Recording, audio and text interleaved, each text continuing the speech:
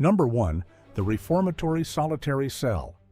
It's 1853, and a 10-year-old boy named Thomas is standing in front of a magistrate in Birmingham, England. His crime, stealing a loaf of bread. His sentence, 6 months at a reformatory school. Sounds almost humane for the era. It wasn't. Inside, punishment for misbehavior meant the dark cell. A stone room with no windows, no light, no furniture, just a ventilation slot so small the air barely moved. Children were locked in there for days at a time, not hours. Days. The darkness was so complete that boys lost track of time entirely. Reformatory officials called it reflection time. They wrote that solitary confinement produced remarkable improvements in moral character. What it actually produced was the exact same neurological damage we see in adult prisoners held in isolation. Anxiety, hallucinations, sometimes permanent injury. These boys weren't criminals. Most of them were just poor. The United Nations now classifies solitary confinement of minors as torture. In 1853, it was called education. Number 2, flogging at Eton. It's 1845, and a 13-year-old named William has been caught whispering during chapel. His punishment is decided before breakfast. He's getting the birch, not a paddle. The birch rod, a bundle of thin branches that, swung with full force across bare skin, leaves welts that bleed.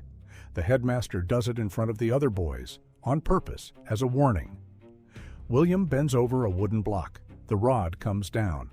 This wasn't some teacher losing his temper. This was school policy.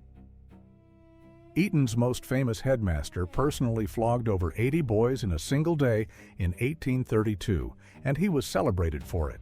Boys cheered him in the streets years later. The violence was so normalized that the victims grew up to defend it. Corporal punishment is now banned in schools in over 130 countries. At Eton in 1845, it was the curriculum. Number 3, the treadmill. It's 1822 at Brixton Prison, and a 12-year-old named Samuel has been sentenced to 1 month of hard labor for petty theft. Every morning at 6, he climbs onto a machine shaped like a giant paddle wheel, a wooden cylinder with steps cut into it, turning under the weight of the men walking on top. Samuel walks 6 hours a day.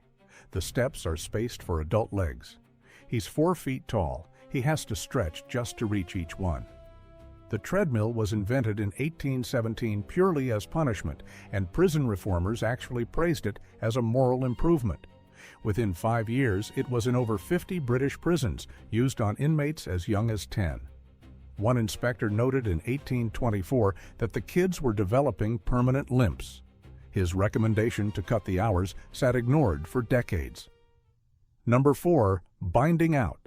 It's 1835 in Massachusetts, and a 9-year-old girl named Clara has just lost her father. Her mother can't support the family. So the county steps in, and instead of helping, they bind her out, placing her with a factory owner as unpaid labor. Clara works 14 hours a day in a textile mill. The machines are loud enough to cause permanent hearing loss. Her fingers, small enough to reach into the moving parts adult hands can't, are used to clear jams while the machine is still running. Workers lose fingers doing this every week. Children lose them faster. Courts signed these orders. Churches endorsed the principle. The labor of children was the currency this entire system used to manage poverty, and the kids had zero legal recourse. Running away was a criminal offense. Number 5, the school paddle. It's 1879 in Ohio, and an 8-year-old named James has misspelled the same word for the 3rd time that week.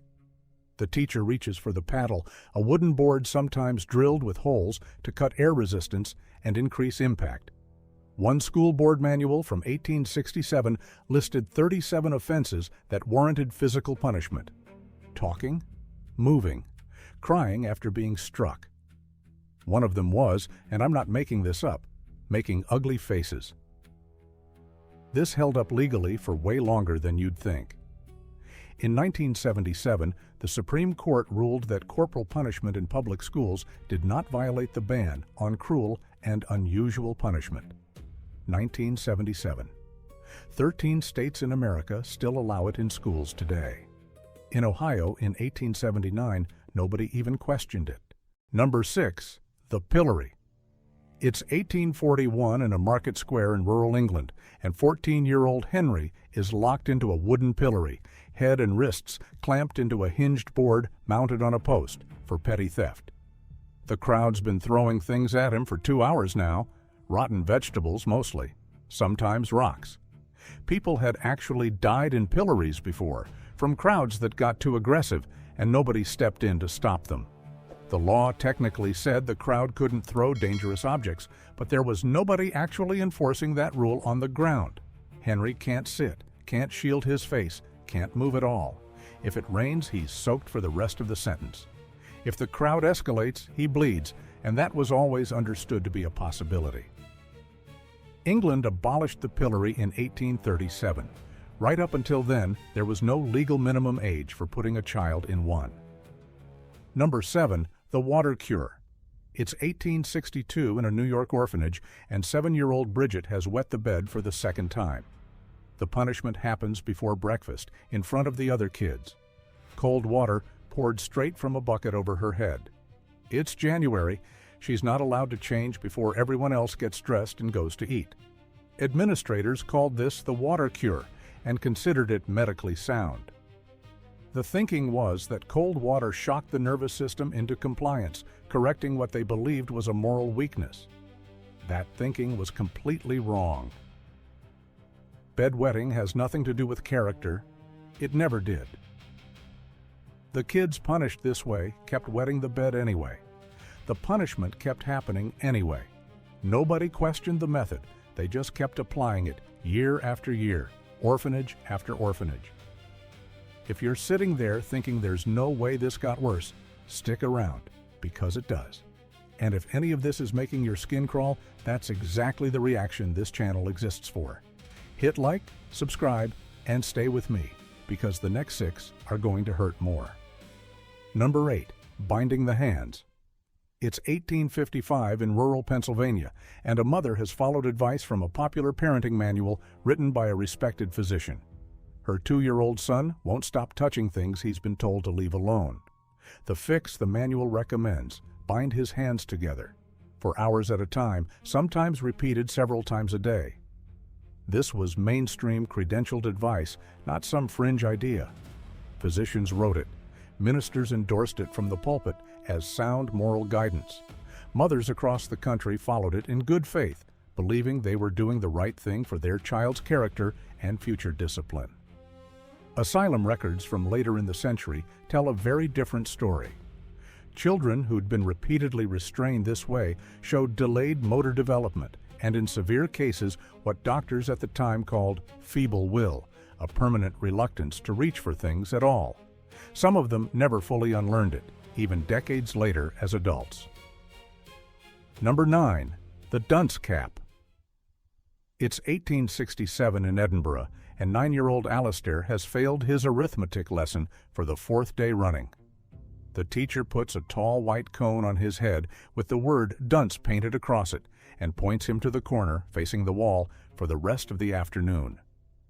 Here's what makes this one hit different. The kids who got the corner most often weren't lazy. They were struggling with things the 1800s had no name for: dyslexia, attention disorders. The punishment for having a brain that learned differently was public humiliation, repeated for years. We've known for decades that this kind of shaming causes real psychological harm. Back then, with total confidence, they called it remedial education and moved on to the next lesson. Number 10. Kids in adult prisons. It's 1848, and 13-year-old George gets 18 months in Newgate Prison for stealing 2 shillings. He's placed in general population, with adult men convicted of assault, robbery, murder. No separation, no protection. Britain didn't have a real juvenile prison system until 1838, and even then, it only covered the biggest cities. For most of the century, kids who broke the law went straight into adult facilities, right alongside everyone else. Prison reformers who toured these places documented it bluntly. Kids assaulted by adult inmates. Kids recruited into criminal networks running inside the walls. Kids coming out after 18 months having learned a trade from professional criminals. Their own estimate for how many of these kids reoffended, over 90%. Number 11. Caning for speaking your own language.